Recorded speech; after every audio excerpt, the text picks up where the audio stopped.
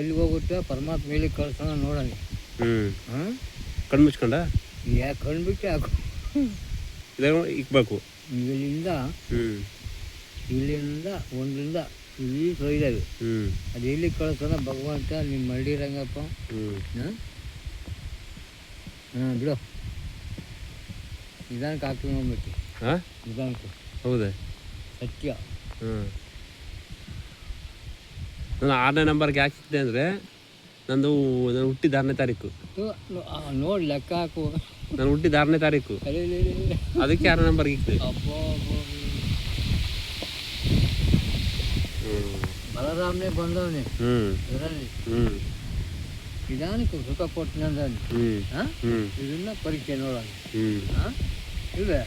ಹಾಂ ಸರಿಯಪ್ಪ. ನಾನು ಹುಟ್ಟಿದ 6ನೇ ತಾರೀಕಲ್ಲ, ಅದಕ್ಕೆ 6ನೇ ತಾರೀಕಿಗೆ ಇಕ್ಕಿದೆ. ಅದು ನಿನ್ನ ನಿತ್ಯ ಅಲ್ಲ, ಭಗವತ್ ನಿತ್ಯ. ಹೌದು. ಏನಪ್ಪ? ಭಗವತ್ ನಿತ್ಯ ನಿಧಾನಕ್ಕಾಗುತ್ತೆ. ಹಾಂ ಥ್ಯಾಂಕ್ ಯು.